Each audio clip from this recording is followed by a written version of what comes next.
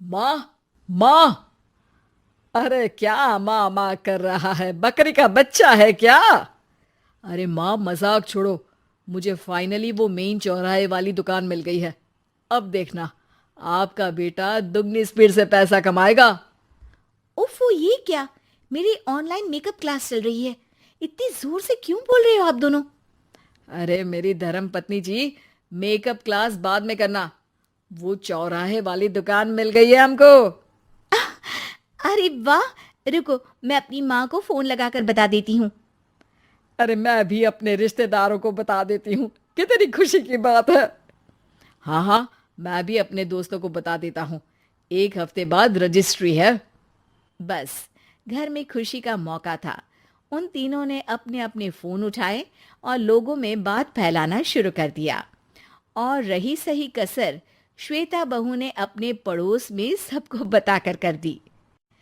अरे वर्मा आंटी, अब हम भी जल्दी कार ले लेंगे। घर का रेनोवेशन होगा और ठाट से रहेंगे हम भी। अरे, ऐसा क्या हुआ? लॉटरी बाटरी लग गई है क्या? अरे, इस बार चौराहे वाली मॉल में हमको भी दुकान मिल गई है। दुकान नंबर 21, जो एकदम चौराहे पर है। अब ग्राहक बढ़ेंगे तो आमदनी भी बढ़ेगी ही ना। अरे वाह, कितनी खुशी की बात है। मैं बहुत खुश हूँ तुम्हें इतना खुश देख के। बाकी एक बात कहूँ, सबको मत बताते फिरना। किसी की नजर लग जाएगी तो खुशी की खबर वापस लौट जाएगी। हैं? ऐसे थोड़ी ना होता है। अब डरा रही हो? अरे सही कह रही हूँ। काली नजर कहते हैं इस चीज को, जब आप किसी को कुछ बताओ और वो काम बिगड़ जाए। अरे लेकिन मैं तो। तुमने सबको बता दिया ना? हाँ, फोन लगा लगा के। अब बच के रहना। काली नजर बड़ी खतरनाक होती है। श्वेता इतनी खुश रहती है कि वो वर्मा आंटी की बात पर ध्यान ही नहीं देती, जबकि पड़ोस में और भी लोगों से खुशी की खबर शेयर करती रहती है। अगले दिन राजेश बहुत दुखी होकर घर आता है। अरे बेटा, क्या हुआ? मुंह क्यों सूजा हुआ है? मधुमक्खी ने काट लिया क्या? माँ, वो दुकान किसी और के पास चली गई। किसी ने ज्यादा भाव लगा दिया। अरे पर बात तो आपसे हुई थी ना उस दुकान वाले की। हाँ, आज मैं टोकन अमाउंट देने गया था, तब मुझे पता चला। कोई आकर सुबह मुझसे पहले ही ज्यादा अमाउंट दे गया। हम्म, काली नजर। क्या? क्या कहा? वर्मा आंटी ने समझाया था कि किसी को बताना मत, वरना काली नजर लग जाएगी। अच्छा, तुम्हें उनकी बात मान लेनी चाहिए थी। उनकी बात मान लेती, लेकिन उसके पहले ही सबको बता चुके थे ना हम तीनों। अरे अगली बार से ध्यान रखेंगे। कोई भी नई चीज होगी तो किसी को नहीं बताएंगे। तीनों कुछ दिन ऐसे ही रहते हैं, पर एक दिन श्वेता को एक मेल आता है। राजेश, मेरा ऑनलाइन मेकअप कोर्स कंप्लीट हो गया। अब मैं खुद का पार्लर खोल सकती हूँ। अरे वाह, अपने मोहल्ले में ही खोलते हैं। ये जो घर के सामने दुकान है ना, वहीं। हाँ, यहाँ सस्ती भी मिल जाएगी। अगले दिन श्वेता वर्मा आंटी के पास जाती है, मिठाई का डब्बा लेकर। अरे आओ आओ, कैसे आना हुआ? जोर से नहीं बोलूंगी। वो सामने वाली दुकान है ना, वहां मैं अपनी पार्लर की दुकान खोलने वाली हूँ। उसकी मिठाई है। अरे वाह, बहुत बधाई हो तुमको। हाँ, मैं कमाने लगूंगी तो राजेश पर पूरे घर का बोझ नहीं रहेगा ना आंटी जी। ये तो है। पर ये बता कि तूने ये बात किसी और को तो नहीं बताई ना? अरे नहीं नहीं, पिछली बार गलती कर दी थी। काली नजर लगी किसी की और राजेश के हाथ से वो दुकान चली गई थी। सबको मत बताना। चलो मैं चलती हूँ, कल दुकान की बात करने भी तो जाना है। अगले दिन श्वेता दुकान के लिए मालिक से बात करने जाती है। अरे लेकिन दुकान तो हम कल रात को ही किसी को दे चुके हैं। कल ही? हाँ, कल ही। 2 दिन बाद कोई यहाँ पार्लर भी खोल लेगा।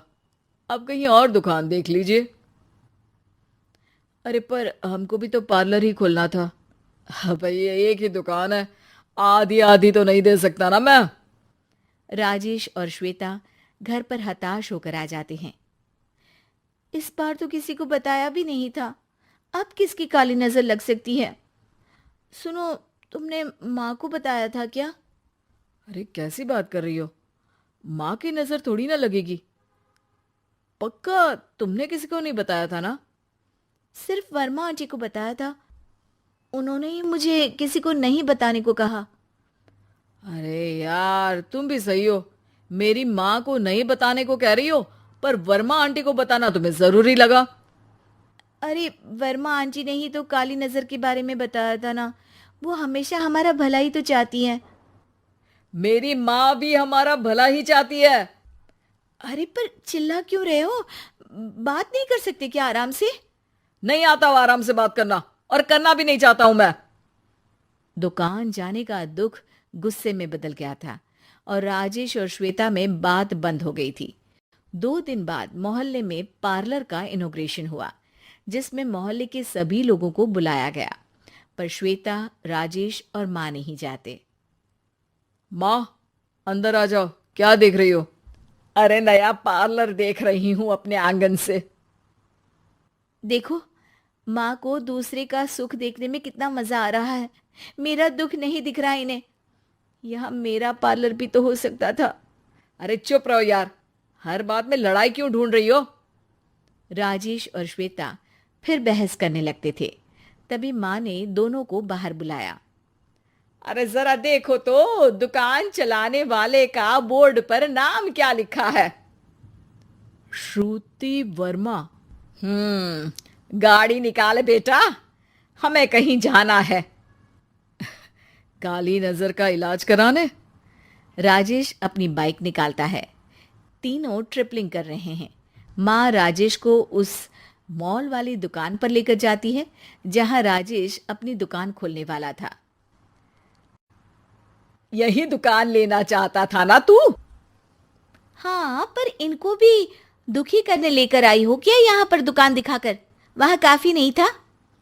अरे श्वेता, थोड़ा सब्र रख, अभी पता चलेगा कि हम यहाँ क्यों आए हैं। बता, इस दुकान चलाने वाले का नाम क्या है? अनुपम वर्मा। कुछ समझ में आया?